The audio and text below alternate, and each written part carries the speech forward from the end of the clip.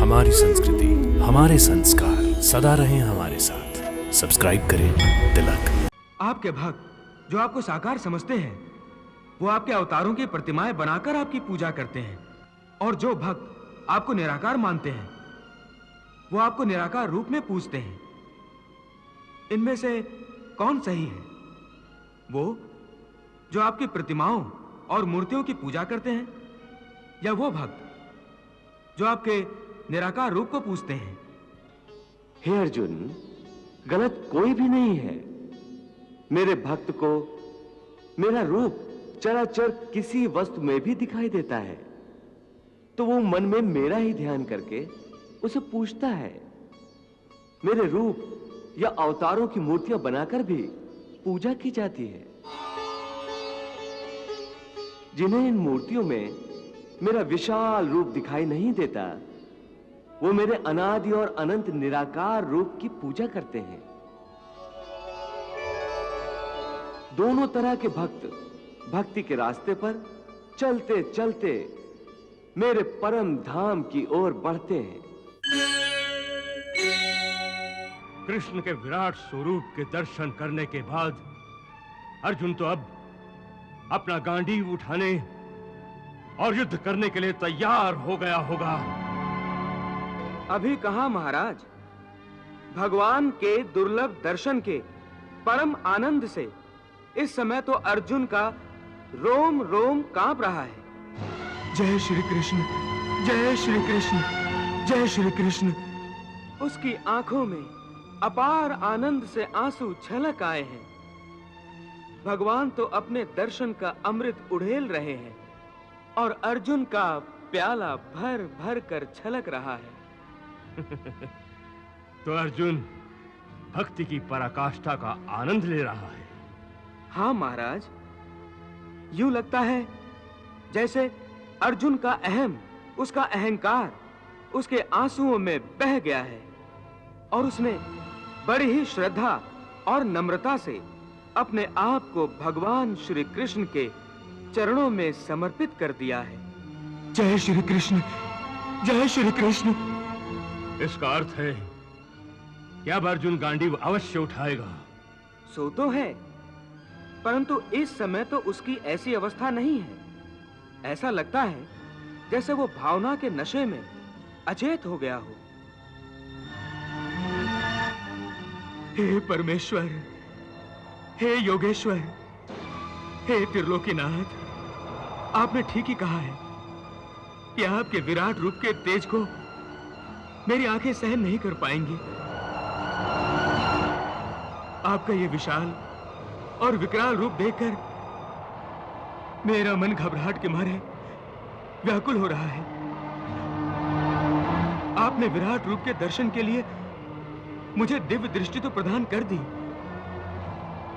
मगर इन आंखों में इतनी सहन शक्ति, इतनी क्षमता भी नहीं है कि आपके इस परम तेजस्वी रूप को और अधिक ग्रहण कर सकें। इसलिए हे विश्वनाथ, हे प्रभु, मैं आपसे फिर प्रार्थना करता हूं कि मेरी घबराहट और व्याकुलता को दूर करने के लिए प्रभु मुझे अपना शीतल रूप दिखाइए। मैं आपके दिव्य चतुर्भुज रूप के दर्शन से अपना मन शांत करना चाहता हूं। आप फिर से शंख, पद्म, गदा धारण करके अपने सौम्य चतुर्भुज रूप में मुझे दर्शन देने की कृपा करें। हे भक्त, मैंने तुम्हें पहले जता दिया था कि तुम मेरे विराट स्वरूप के तेज को सहन नहीं कर सकोगे। फिर भी केवल तुम्हारा मान रखने के लिए मैंने ये विराट रूप धारण किया, और अब तुम्हारी दूसरी प्रार्थना को भी स्वीकार करता हूं और तुम्हारी इच्छानुसार मैं चतुर्भुज रूप धारण करता हूं। जय श्री कृष्ण।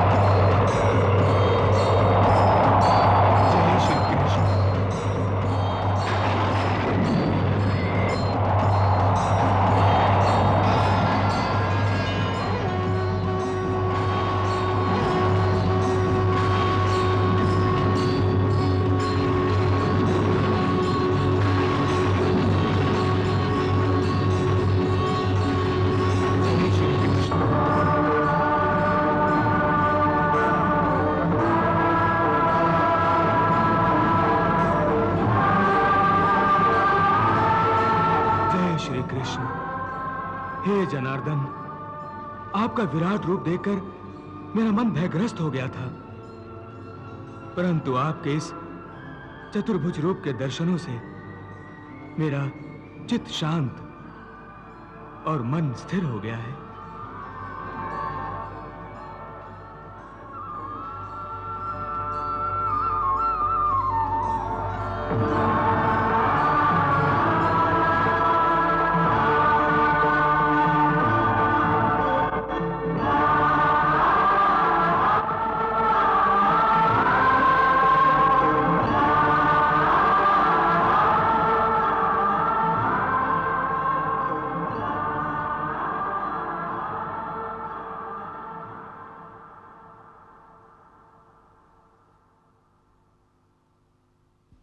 हे अर्जुन, तू परम भाग्यवान है जो तूने मेरा विराट स्वरूप और चतुर्भुज रूप दोनों ही के दर्शन कर लिए। हे दया सागर, आपकी इस दया के लिए मैं आभारी हूं। आपके विराट और चतुर्भुज रूप के दर्शनों के बाद मेरा मन सारे विकारों से मुक्त हो गया है।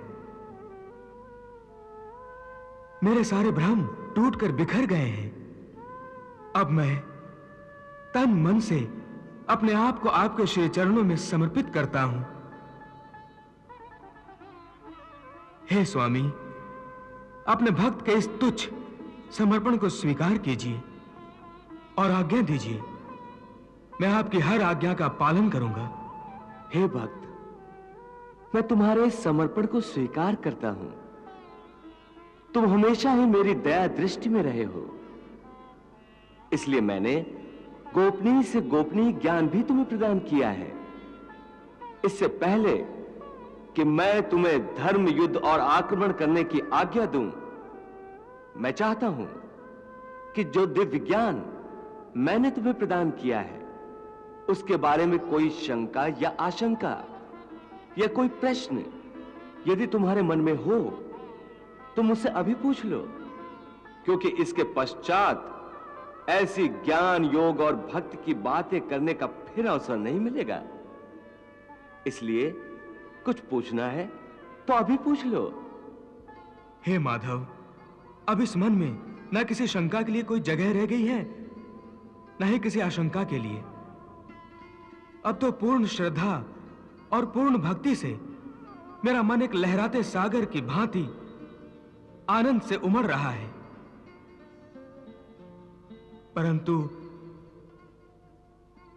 क्या अर्जुन? प्रभु, केवल कुछ प्रश्न मेरे मन में उठ रहे हैं। तो इसमें संकोच की क्या बात है? जो भी पूछना है पूछो। भगवान, आपने जब मुझे अपना विराट रूप दिखाया तो यह भी तो बताया था कि यह विराट रूप संपूर्ण नहीं है, केवल मेरे समझने के लिए संपूर्ण है। इसका अर्थ है कि वास्तव में आप इतने विशाल, इतने विकराल हैं कि आपका कोई आकार ही नहीं बन सकता। हां, यही सत्य है। मैं अनादि हूं, अनंत हूं, सदा से हूं और सदा रहूंगा। संपूर्ण सृष्टियों में ऐसी कोई जगह, कोई स्थान नहीं है जहां मैं नहीं हूं। जल, थल और गगन में भी मैं ही हूं। इसलिए मेरा कोई आकार नहीं, मैं निराकार हूं। फिर आपने यह भी तो कहा था कि हाथी में भी आप हैं, गाय में भी आप हैं, चींटी में भी आप हैं। हां, यह भी सत्य है। तो फिर इस तरह तो आप साकार भी हैं। हां, जैसे इस समय मैं तुम्हारे सामने मानव अवतार में खड़ा हूं, यह भी मेरा साकार रूप है। इसके अतिरिक्त मेरे जो अवतार हुए हैं वो भी मैंने तुम्हें दिखाए हैं। ये सब आकार ही हैं, परंतु मेरा सच्चा और सबसे विशाल रूप निराकार है।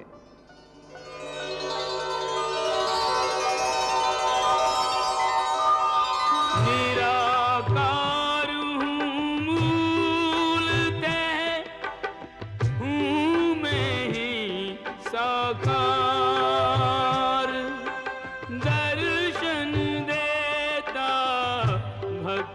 को आस्था के अनुसार मेरे रूप हजार। मैं हूँ निराकार, मेरा रंग है न रूप कोई, कहीं से आरंभ हूँ न कहीं पर समाप्त हूँ। नित्य हूँ अजन्मा हूँ शाश्वत मैं परब्रह्म, मुझ में व्याप्त सृष्टियाँ मैं सृष्टियों में व्याप्त हूँ। निजानंद लीन सर्वशक्तिमान सीमाहीन, किसी के अधीन नहीं निज में पर्याप्त हूँ। मैं अलख निरंजन हूँ, दुर्लभ असाध्य हूँ, पर भक्ति भरे नयनों को सहज ही मैं प्राप्त हूँ। भक्ति भरे नयनों को सहज ही मैं प्राप्त हूँ। तो ये सिद्ध हो गया कि आप निराकार भी हैं और साकार भी हैं। आपके भक्त जो आपको साकार समझते हैं, वो आपके अवतारों की प्रतिमाएं बनाकर आपकी पूजा करते हैं, और जो भक्त आपको निराकार मानते हैं, वो आपको निराकार रूप में पूजते हैं। इनमें से कौन सही है? वो जो आपकी प्रतिमाओं और मूर्तियों की पूजा करते हैं, या वो भक्त जो आपके निराकार रूप को पूजते हैं? हे अर्जुन, गलत कोई भी नहीं है। मेरे भक्त को मेरा रूप चराचर किसी वस्तु में भी दिखाई देता है, तो वो मन में मेरा ही ध्यान करके उसे पूजता है। मेरे रूप या अवतारों की मूर्तियां बनाकर भी पूजा की जाती है।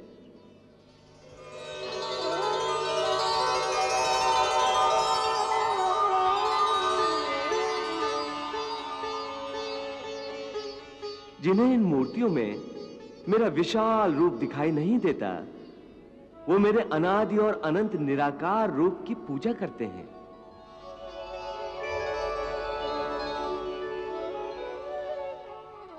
दोनों तरह के भक्त भक्ति के रास्ते पर चलते चलते मेरे परम धाम की ओर बढ़ते हैं। कोई बूढ़ा कमजोर है तो लाठी के सहारे चलता हुआ मुझ तक आता है। कोई बगैर लाठी का सहारा लिए आता है।